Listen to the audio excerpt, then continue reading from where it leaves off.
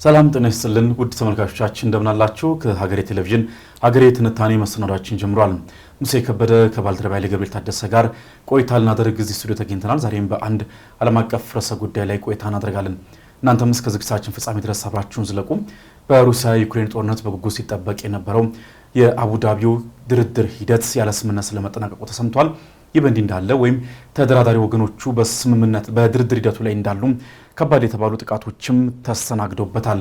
በሰፊው የምንዳስሰው ርዕሰ ጉዳይ ነው። ጦርነቱ አሁንም በዲፕሎማሲው መስክ እንዲሁም ደግሞ በአውደ ውጊያውም ተጠናክሮ ስለመቀጠሉ እየተሰማ ይገኛል።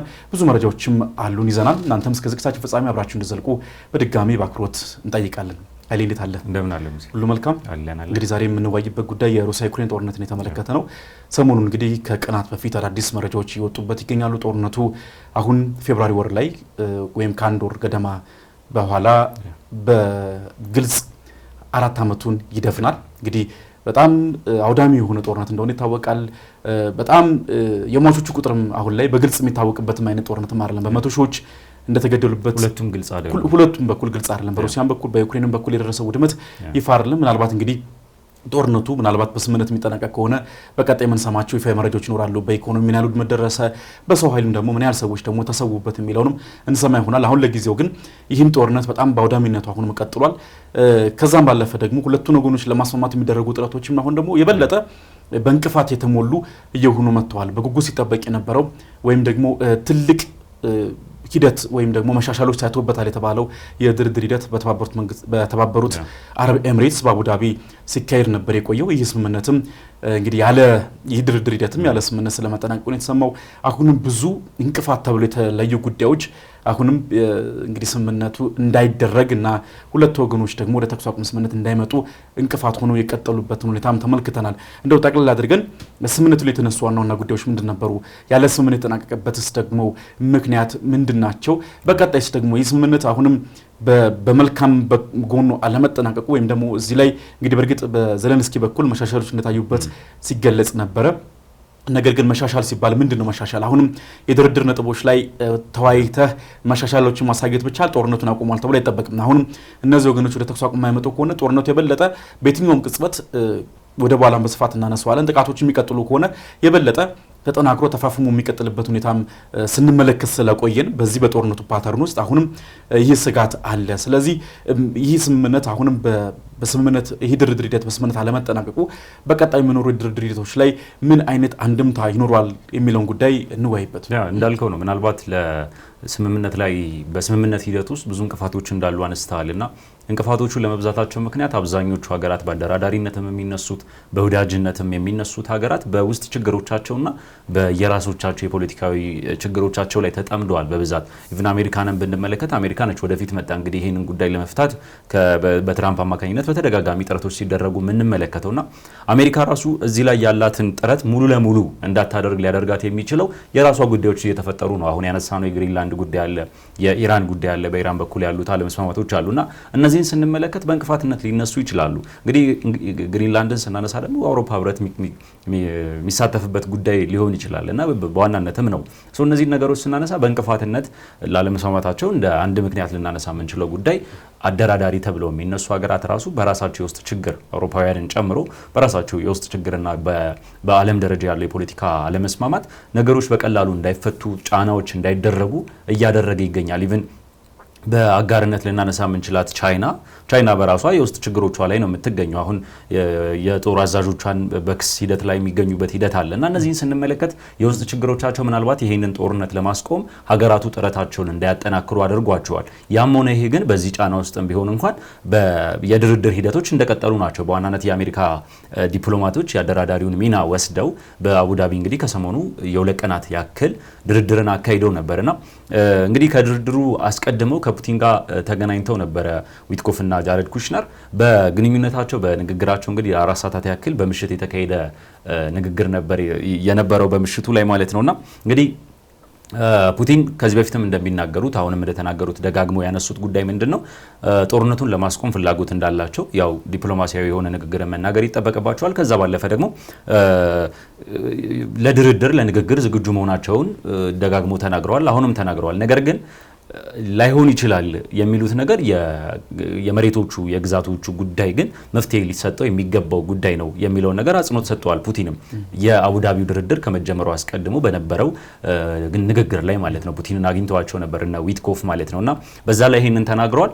ዜሌንስኪም ደግሞ ዳቮስ ላይ በተመሳሳይ ስዊዘርላንድ በነበረው የኢኮኖሚ ኮሚሽን ስብሰባ ላይ ኢኮኖሚ ፎረም ላይ ተመሳሳይ ነገርን ያነሱት ነገሮች በተሻለ ሁኔታ ላይ ይገኛሉ። ነገር ግን አሁንም ድረስ ያልተፈታው የግዛቶቹ ሁኔታ የባለቤትነት ጥያቄ እንግዲህ አሁንም ጥያቄ ውስጥ ነው የሚል ነገርን አነስተዋል እና ከዚህ በኋላ ነው ወደ አቡዳቢ የተሄደውና ከመሄዳቸው በፊት ግን ያነሷቸው ነጥቦች ስንመለከት በስምምነት ላይ ደረስ ይችላል የሚለውን ነገር የሚያጠናክሩ ነበሩ። ምክንያቱም በሁለቱም በኩል የግዛቶቹ ጉዳይ አሁንም ያልተፈቱ ጉዳዮች ናቸው። ይሄ የግዛት ጉዳይ ደግሞ አሁን የመጣ አይደለም።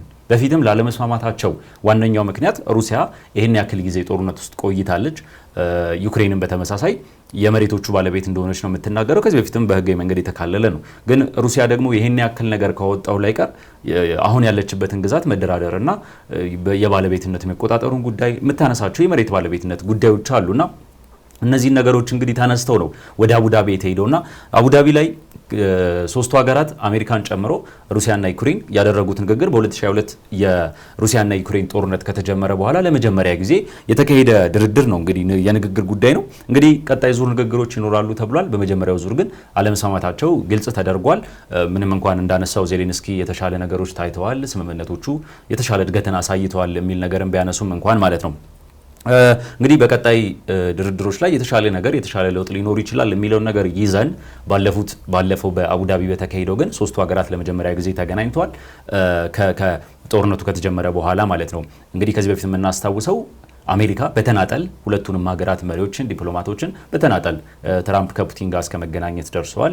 ዜሌንስኪም ከትራምፕ ጋር በተደጋጋሚ ግንኙነት አድርገዋል። በተጨማሪም ደግሞ ተደራዳሪዎቻቸውና ዲፕሎማቶቻቸው በተለያየ ጊዜ ግንኙነትን አድርገዋል። የሁለቱም ሀገራት ከአውሮፓም ጋር በተናጠልም ማለት ነው። የሶስትዮሽ ንግግሮችን ለማድረግን በመሪ ደረጃ ራሱ ከዚህ በፊት በቅድ ደረጃ ተይዞ ነበር። ትራምፕም ለመገናኘት ሀሳብ እንደነበራቸው ሁለቱም በተናጠል ካገኟቸው በኋላ አሁን ደግሞ ቀጣይ ሀሳባችን የሚሆነው በጋራ ማግኘት ነው መሪዎች የሚል ነገር አነስተው ነበረ።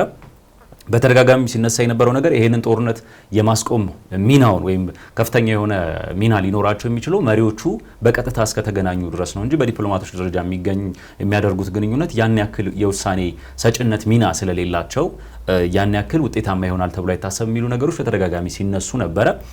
ምናልባት አሁን የሚያየነው ነገር ያንን ነው። ነገር ግን መንገዶችን ሊከፍት ይችላል። ምክንያቱም በሶስትዮሽ ንግግሮች የተካሄዱት ለመጀመሪያ ጊዜ ነው። ከሶስትዮሽ ንግግሮች በኋላ ደግሞ በመሪዎች ደረጃ የሚደረጉ ንግግሮች ሊኖሩ ይችላሉ። በሩሲያ በኩልም ከዚህ ቀደም ሲነሳ ነበረ። በመሪዎች በኩል ንግግሮች ሊኖሩ ይችላሉ። ነገር ግን በቅድሚያ ሊሰሩ የሚገባቸው በቅድሚያ ሊጠናቀቁ የሚገባቸው ቅድመ ሁኔታዎች መኖር አለባቸው የሚለውን ነገር አነስተዋል። ነገር ግን ዋነኛው የንግግሩና የድርድሩ ዋነኛው ማጠንጠኛ ሀሳብ የነበረው ጦርነቱ እንዴት ማስቆም እንችላለን የሚሉት ሀሳቦች ናቸው። ጦርነቱ እንዳይቆም እንግዲህ በምክንያትነት ሲነሱ የነበሩት ከዚህ ቀደምም በትራምፕ የቀረበው የድርድር ነጥቦች ነበሩ። አውሮፓ ህብረት ደግሞ እንደ ህብረት ያቀረቡት ነጥቦች አሉ። እንግዲህ የመጀመሪያው ትራምፕ አቅርበው ነበር። በሁለተኛ ደረጃም ተሻሽሎ የቀረበ ነበረ። በሩሲያ ዘንድ ተቀባይነት ያገኘ ነበር የመጀመሪያው። ከዛ በኋላ መሻከሮች ታይተዋል በአሜሪካና በሩሲያ በኩልም። ከዛ ባለፈ ደግሞ አሁን ደግሞ በግሪንላንድ ጉዳይ ከአውሮፓ ጋር የምናየው መሻከሮች አሉና እነዚህን ነገሮች ስናይ ምናልባት ወደ ጋራ የሚያመጧቸው ነገሮች በየመሃሉ ክፍተት እየተፈጠረ ነው። ለማስታረቅ እንግዲህ ሩሲያና ዩክሬን እርስ በርስ መገናኘት ስላልቻሉ ሌላ ሶስተኛ ኃይል ያስፈልግ ነበረ። ሶስተኛ ኃይል ሆና አሜሪካ ነች የገባችው። ነገር ግን ደግሞ የዩክሬን ጠበቃንን የሚሉ የአውሮፓ ሀገራት ደግሞ አሁንም ሚና እንዳላቸው ግልጽ ነው። በአውሮፓ ውስጥ እንግዲህ ባላቸው ተሰሚነትም በዓለም ላይ ካላቸው አቅምም አንጻር ማለት ነው። ነገር ግን የነዚህ ኃይሎች የጋራ መስማማት ላይ መድረሳቸው ነው ጦርነቱን ሊያስቆሙ የሚችለው አንደኛው ጉዳይ። የጋራ መስማማት ጦርነቱ እንዲቆም የመፈለግና ከመፈለግ ባለፈ ደግሞ ተግባራዊ እንቅስቃሴና እርስ በርስም መግባባት የሚችሉበት ደረጃ ላይ ሲገኙ ነው። ነገር ግን አሁን የምናየው መፈረካከሶች የበለጠ እየታዩ ነው ያሉት። ኢቭን በአሜሪካና ሩሲያ መካከል ራሱ ያው የትራምፕ አቋም እንዳለ ሆኖ ትራምፕ አንዴ ወዳጅ ናቸው፣ አንዴ ጠላት ናቸው። ያ ባለበት ሁኔታ እንዳለ ሆኖ ግን ከሩሲያ ጋር መሻከሮችን አይተናል። በመርከቡ ጉዳይ ማለት ነው። የሩሲያ መርከቦች በአሜሪካ ከተያዙ በኋላ በአውሮፓ ህብረትና በአሜሪካ መካከልም አሁን መሻከሩን እያየነው ነው። እነዛን ነገሮች ስንመለከት ምናልባት የሩሲያና ዩክሬን ጦርነትን ለማስቆም ሚና አላቸው የምንላቸው ሀገራት እንግዲህ የአውሮፓንና አሜሪካ በከፍተኛ ደረጃ ድርድሩ ላይ በመሳተፍና ከፍ ያለ ሚናን በመወጣት ረገድ ትልቅ ድርሻ ያላቸው ሀገራት ናቸው እንግዲህ የአውሮፓ ሀገራትም አሜሪካንም ማለት ነው። ነገር ግን እርስ በርስ የገቡበት አለመስማማት ምናልባት ጦርነቱ እንዲቀጥል ሊያደርገው ይችላል። ነገር ግን እንደተባለው የአቡዳቢው ንግግር ቀጣይ ዙሮች ይኖሩታል። ዜሌንስኪም በቀጣይ ዙር ግንኙነት ይኖራል የሚል ነገርን አነስተዋል። ሁለተኛ ዙር የአሜሪካ ዲፕሎማቶችም እንግዲህ በፌብሩዋሪ 1 በቀጣይ እንግዲህ ከቀናት በኋላ ግንኙነቶች ሁለተኛው ዙር ድርድር ሊኖር ይችላል የሚል ሀሳብን አነስተዋል። ነገር ግን አሁንም ድረስ ያልተፈታው ጉዳይ የመሬትና የግዛቶቹ የባለቤትነት ጥያቄ አሁንም በሩሲያ በኩልም በዩክሬን በኩልም ሁለቱም የሚፈልጉት ሀሳብ ሆኖ ከመጀመሪያው እስከ መጨረሻው ድረስ ድርድር የሚባሉ ሀሳቦች ከመጡበት እስካሁን ድረስ ባለው ሁኔታ ያላስማማቸው ጉዳይ ሆኖ ቀጥሏል። በቀጣይነት እንግዲህ በምን መንገድ ስምምነቶች ይመጣሉ የሚሉት ነገሮች እንዳሉ ሆነው ቀጣይ ድርድሮች ይቀጥላሉ። የጸጥታ ዋስትና ጉዳይም እንግዲህ እዚሁ ላይ አብሮ የሚነሳ ጉዳይ ነው። አሜሪካም የጸጥታ ዋስትና ዜሌንስኪ በተደጋጋሚ ያነስተውታል። 100% ተስማምተናል ከአሜሪካ ጋር የጸጥታ ዋስትና ለማግኘት የሚል ነገርን አነስተዋል። የአውሮፓውያን ፍላጎት ደግሞ አለ። ከጦርነት በኋላ የአውሮፓ ሀገራት እዛ አካባቢ ላይ ጦራቸውን የማስፈርና ከጦር ነፃ ቀጠናን የመፍጠር ሀሳብ አላቸው። ከዛ ባለፈ በአሜሪካ በኩል ደግሞ የሚታሰበው የኢንዱስትሪ ዞኖቹን ከጦር ነፃ አድርጎ የኢንዱስትሪ እንቅስቃሴ እንዲኖርባቸው የማድረግ ነገር አለ። ምናልባት እዚህ ጋር የሚነሳው የትራምፕ የኢኮኖሚ ፍላጎት የቢዝነስ ፍላጎታቸው እዚህ ጋር ሊነሳ ይችላል። እዛ አካባቢ የሚካሄደው ቢዝነስ ከዩክሬን ጋር የተስማሙት የማዕድን ቢዝነሳቸው እንግዲህ ሰላም ሲሆን ነው ያንን ማድረግ የሚችሉት። እነዛን ነገሮች ከማድረግ አንጻር እንግዲህ ትራምፕ ይሄንን ወደፊት ሊገፉበት ይችላሉ።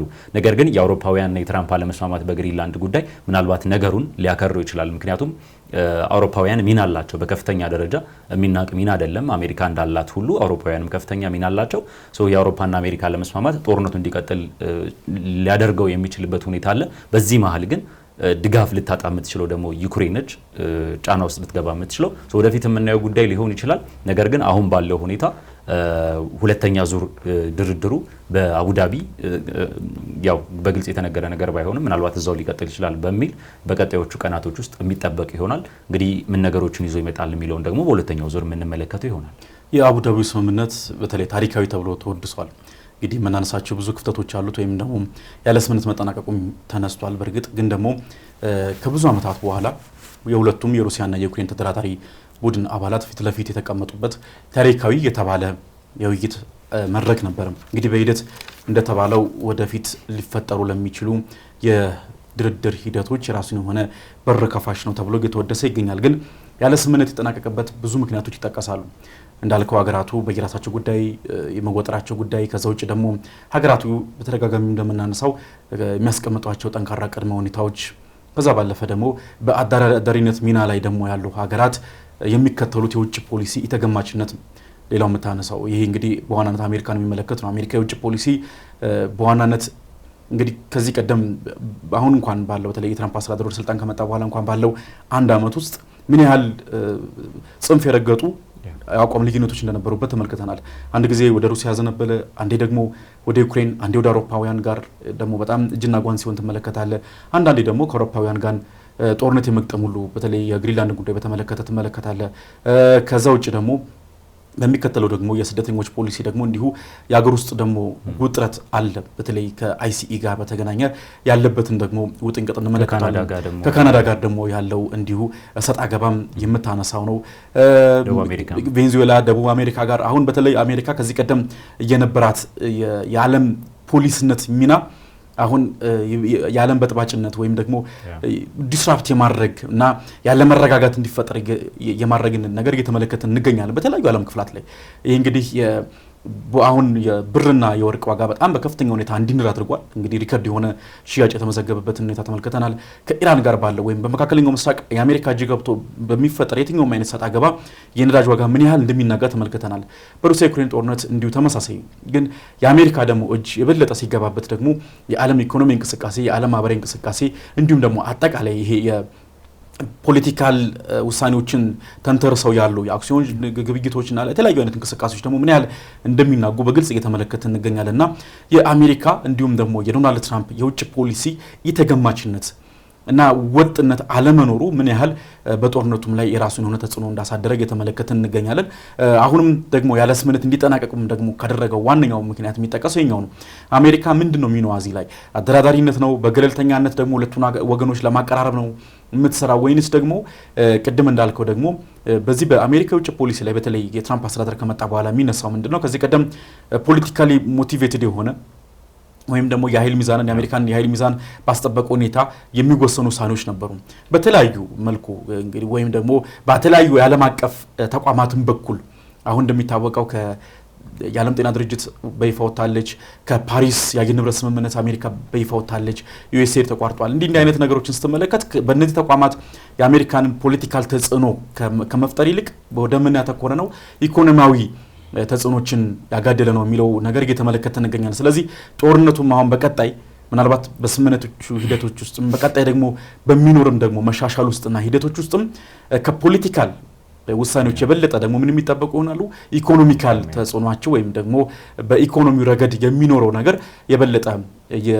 የገነገነ የሚመጣበት ሁኔታ እየተመለከተ እንገኛለን ወደፊትም የሚጠበቅ ጉዳይ ሆኖ እንመለከተው እንችላለን ምክንያቱም አሁን እንዳነሳው አሜሪካ በዩክሬን በኩል የሆነ አይነት ኢኮኖሚካል ኢንቨስትመንት አማራጭ ወይም ደግሞ ገቢን የምታይ ከሆነ ኢኮኖሚካል አድቫንቴጅን የምታይ ከሆነ ልክ አሁን ግሪንላንድ ሁሉ ልታጋድል ትችላለች በሩሲያ በኩል በተመሳሳይ መልኩ እንግዲህ ከዚህ ቀደምም ሲባል ነበር በተለይ በአዲሱ የአሜሪካ የውጭ ፖሊሲ ሩሲያ እንደ ጠላትነት አይመለከትም እንደውም ከአውሮፓውያን ጋር አንዱ የመጀመሪያ አቃቃራቸው ጉዳይ የነበረው ይሄ ነው ከዚያ በኋላ አሜሪካ ደግሞ ይሄን የውጭ ፖሊሲዋን ይፋ ሳድርግ ሩሲያን እንደ ጠላት ሳይሆን እንደ ወዳጅ እንደምትመለከትና ከሩሲያ ጋር ደግሞ በትልልቅ መስኮች ላይ ከፍተኛ ሆነ በጋራ ሊሰሩባቸው የሚችሏቸው ኢኮኖሚያዊ ጉዳዮች እንዳሉ በዛ ላይ ተጠቅሷል ስለዚህ ይሄን ነገር ስትመለከት አሁንም ስምምነቱ ላይ የራሱን የሆነ ጫና ሊያሳድር ይችላል የሚል ነገር ይጠበቃል ከዛ ባለፈ እንግዲህ አንዱ ሌላው የምናነሳው ጉዳይ በአውደ ውጊያው ላይ ያለው የኃይል ተመጣጣኝነት ወይም ደግሞ በጣም ይሄ ነው የምትለው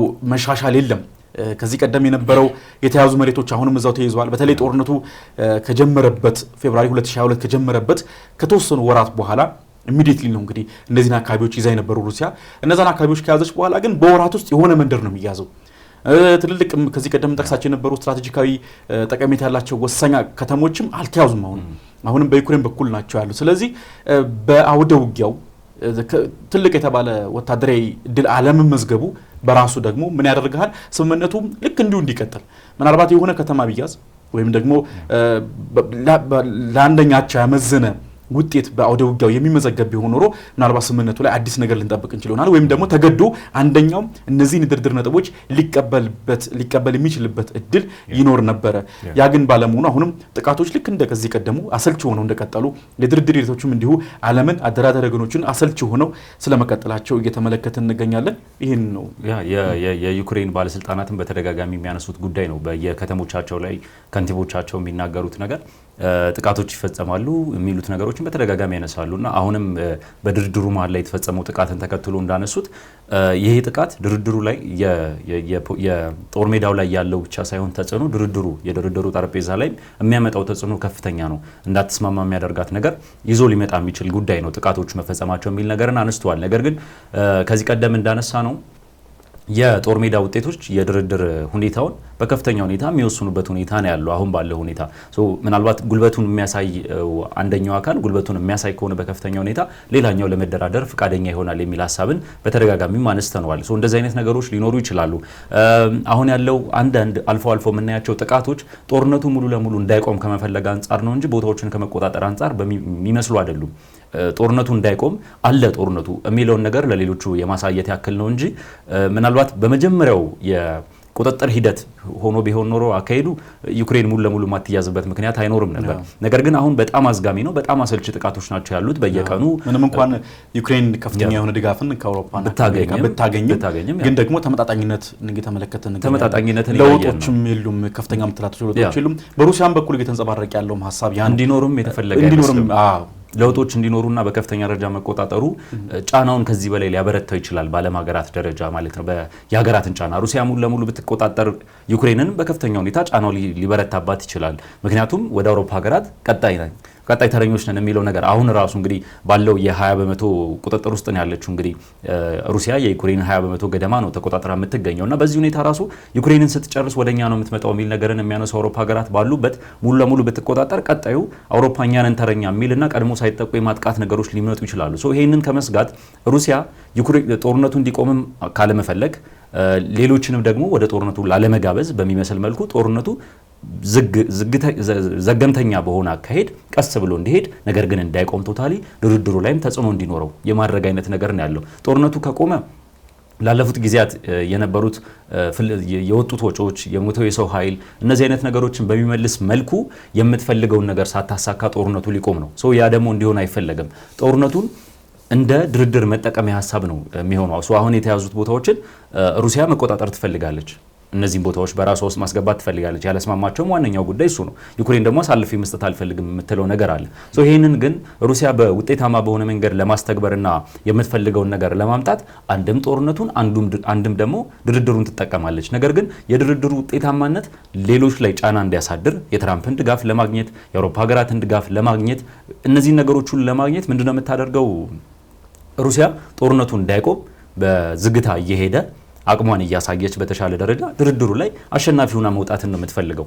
ምክንያቱም በከፍተኛ ደረጃ አጥቅታ ሄዳ የምትቆጣጠር በአውሮፓ በኩል የሚመጣው ነገር አለ። አውሮፓ ይሄ ደግሞ እንዲቀጥል ጦርነቱ እንዲቆም የሚፈልጉ ከሆነ ዩክሬን ላይ ጫና እንዲያሳድሩ የማድረግ ነገሮችን ለማምጣት ነው እንግዲህ እነዚህ አይነት ነገሮች እየቀጠሉ ያሉት።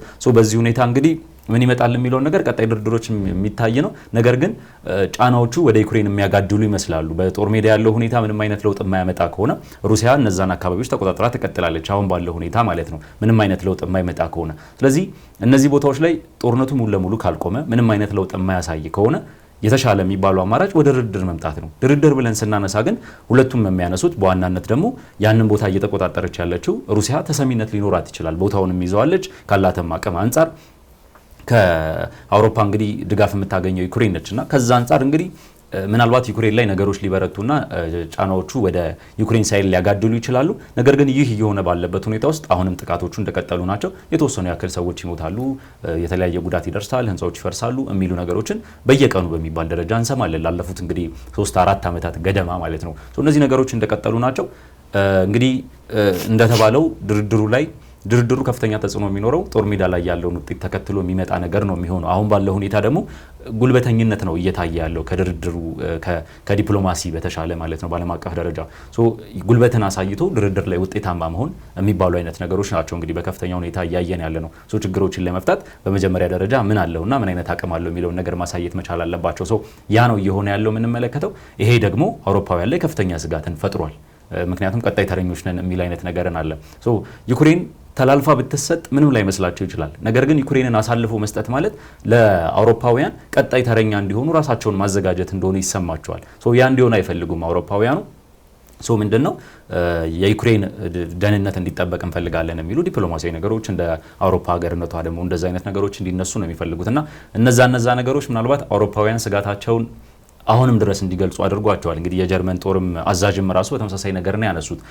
በቀጣዮቹ 2 እና 3 ዓመታት ውስጥ ሩሲያ ኔቶ ልትወር ትችላለች የሚል ነገርን አንስተዋል። ፖላንድ ባለፈው ጊዜ የአየር ክልላቸው ሲጣስ 3ቱ ሀገራት እያሳየችን ነው አቅሟን እንደዚህ ማድረግ እችላለሁ የሚለውን ነገር እያሳየችን ነው የሚለው ነገር አለና እንግዲህ አውሮፓውያንን ስናነሳ ስጋታቸው ከመጀመሪያው ጀምሮ በተለይ ደግሞ ባለፉት 2 እና 1 ዓመታት ውስጥ ስንመለከት በከፍተኛ ሁኔታ ስጋታቸው እየጨመረና ቀጣይ ተረኛ ነን የሚለው ነገር እያሳሰባቸው መጥቷል። እንግዲህ ያንንም ተከትሎ ነው ሩሲያ ላይ ማዕቀቦች እንዲጣሉ ራሳቸውን ማዕቀብ ለመጣል ጥረት የሚያደርጉት።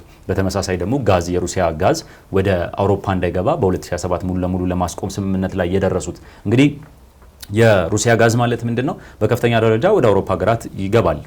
በርካታ የአውሮፓ ሀገራት የሩሲያን ጋዝ ይጠቀማሉ።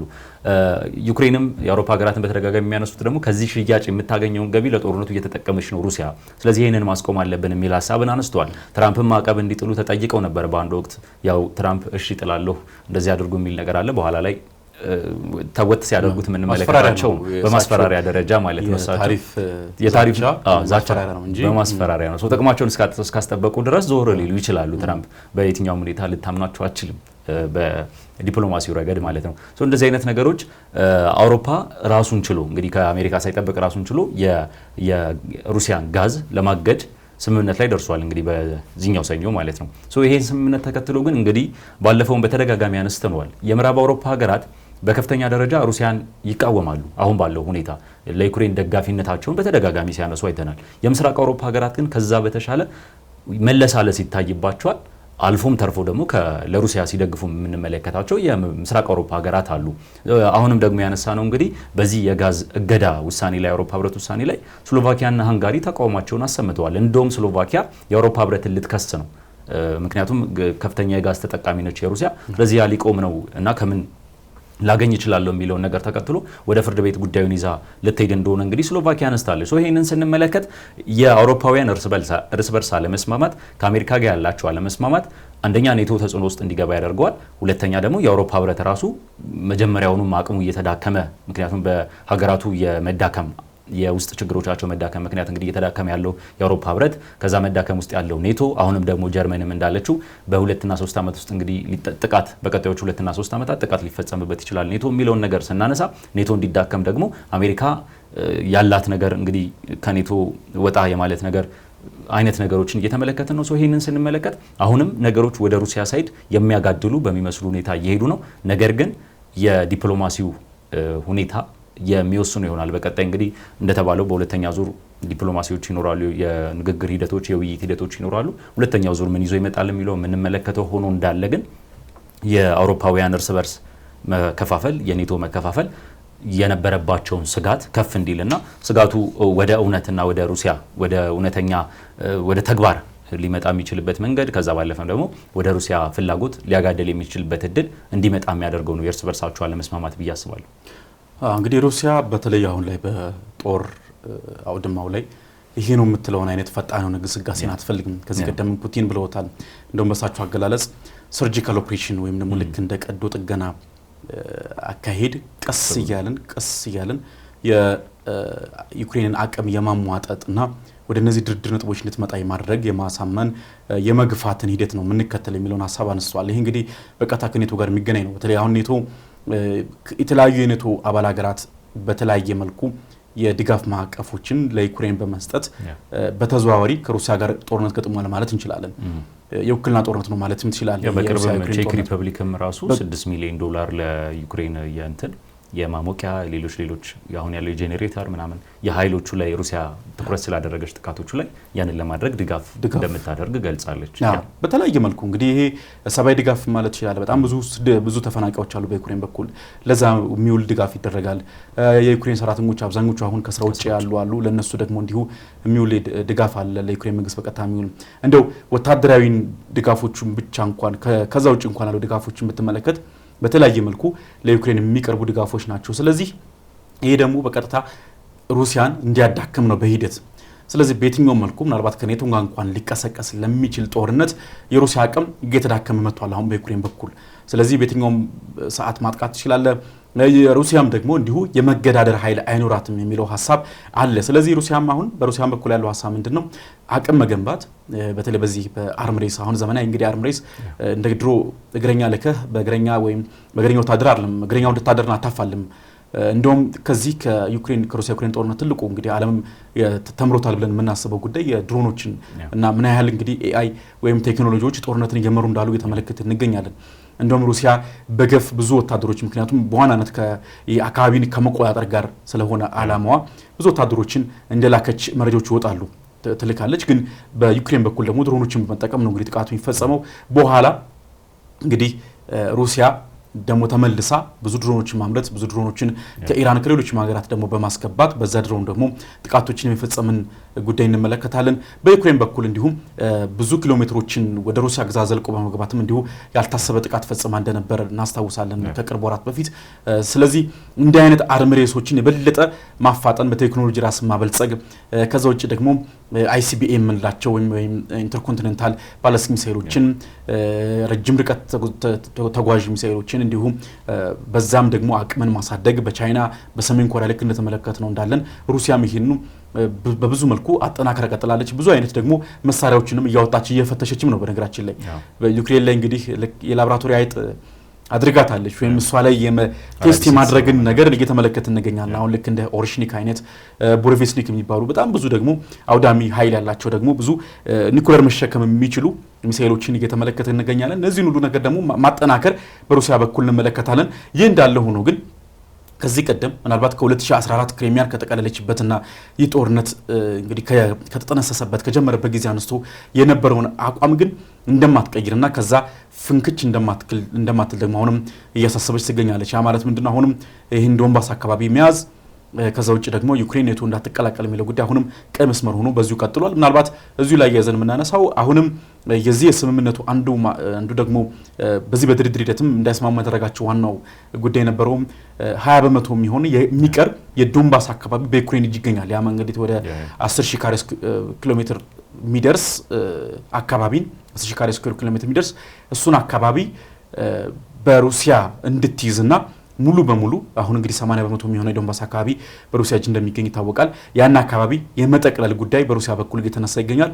ዩክሬን ደግሞ ሞቼ ይገኛለሁ ይሄ ሀገራዊ አንድነትን የሚጥስ ከመሆኑ ጋር በተገናኘ በዚህ ጉዳይ አልደራደርም የሚል ነገር ስለገፋች ድርድሩ ያለ ስምምነት እንዲጠናቀቅ ሆኗል ማለት ነው። ጥቃቶቹ አሁንም ይህ በእንዲህ እንዳለ ደግሞ ጥቃቶቹም እንዲሁ ተጠናክረው ቀጥሏል። ወደ 375 የሚደርሱ ድሮኖችና እንዲሁም 21 የሚደርሱ ደግሞ ሚሳኤሎች በዋና ከተሞች ላይ ያ ማለት እንግዲህ ኪየቭ እና እንዲሁ ሁለተኛው ከተማ ካርኪቭ ላይ እንዲሁ ጥቃቶች ተፈጽመው ከባድ ውድመትን አድርሷል። በዋናነት ደግሞ አሁን እንደሚታወቀው ዊንተር ቀዝቃዛ አካባቢ ላይ የምትገኘው ዩክሬን ስለዚህ የበለጠ ደግሞ ስነ ልቦናዊ ጫና በማሳደር ወደ ድርድር እንዲመጡ የማድረግ ጉዳይ በሩሲያ በኩል እየተሞከረ ይገኛል። ምናልባት እንግዲህ አሁን ላይ ያለው ሁኔታ በስምምነት አልተጠናቀቀም፣ ግን ደግሞ በመጪው እሁድ እንዲሁ በአቡዳቢ ድርድሩ እንደሚቀጥል እየተሰማ ይገኛል። በዛ ደግሞ ምን አይነት ነገሮች ይስተናገዳሉ የሚለው ጉዳይ እንዲሁ ተጠባቂ ነው። ከዛ ባለፈ አሁንም ደግሞ ትልቁ በአደራዳሪነት ሚና እየተመለከትናት የምንገኘው እንዲሁም ደግሞ በዓለም ፖለቲካ እንቅስቃሴ ላይ ትልቁን ደግሞ የፊታውራሪነት ሚና የያዘችው አሜሪካ ደግሞ በውጭ ፖሊሲዋ እንዲሁም ደግሞ በትራምፕ በኩል በሚወጡ መግለጫዎች ደግሞ ጦርነቱ ላይ ምን አይነት ዳፋ ሊኖራቸው ይችላል፣ አጠቃላይ ደግሞ የዓለም የኃይል ሚዛን ላይ የሚያሳድሩን ተጽዕኖ ደግሞ በቀጣይ ዘመን ምን መጣ ይሆናል። አሁን ካናዳን እንዲሁም በተመለከተ የተሰማም ጉዳይ አለ። በተለይ ኤፍ35 ወደ 80 የሚደርሱ ኤፍ35 ተዋጊ ጀቶችን ከአሜሪካ ለመግዛት ስምምነት ደርሳ ነበር ካናዳ። ነገር ግን ይህንን ሀሳብ ትቼዋለሁ ወደ $8 ቢሊዮን የሚደርስ ተጨማሪ ክፍያን ከመጠየቋ ጋር በተገናኘ እያጠንኩት ነው ለመተው የሚል ሐሳብ በካናዳ በኩል ተሰማ። ወደ ቻይናም ለማዞር ከቻይናም ውጭ ደግሞ ወደ ስዊድን እንዲሁ ስዊድንም ታዋቂ የተባለ እንዲሁ የተለያዩ ወታደራዊ ቁሳቁሶችን የሚያመርት ካምፓኒ አለ። ከዛም ደግሞ እነዚህን ጄቶች ለማምጣት እየተነጋገረች እንዳለ እንግዲህ ከተሰማ በኋላ በአሜሪካ በኩል አርፈሽ ተቀመጪ ከባድ የሆነ ቅጣት ይጠብቅሻል የሚል ነገር ሰምቷል። በሁሉም እንግዲህ አሁን ኢራንም እንዲሁ የኢራንም ውጥረት እንዳለ ይታወቃል። በዚያም ላይ እንዲሁ የተለያዩ የአሜሪካ ተዋጊ ጀቶችን የተሸከሙ የጦር መርከቦች ወደ መካከለኛው ምስራቅ ማቅናታቸው ይታወቃል። ስለዚህ ደግሞ ምን ይጠበቃል በቀጣይ የሚለው ጉዳይ እንዲሁም አሁንም የግሪንላንድ ጉዳይ ሳይረሳ ማለት ነው። ስለዚህ እነዚህ ነገሮች ሁሉ ጦርነቱ ላይ በአንድም ሆነ በሌላ መንገድ የራሳቸውን ተጽዕኖ ያሳድራሉ። ስለዚህ በቀጣይ ደግሞ ምን ነገሮች ይስተናገዳሉ የሚለውን ጉዳይ በሀገሬ ትንታኔ መሰናዶቻችን ለተመልካቾቻችን ይዘን የምንቀርብ ይሆናል። ውድ ተመልካቾቻችን እስከዚህ ሰዓት ድረስ አብራችሁን ስለዘለቃችሁ ከልብ እናመሰግናችኋለን። በቀጣይ ሳምንት በሌላ ርዕሰ ጉዳይ እስከምንገናኝ ድረስ መልካም ሳምንት ይሁንላችሁ።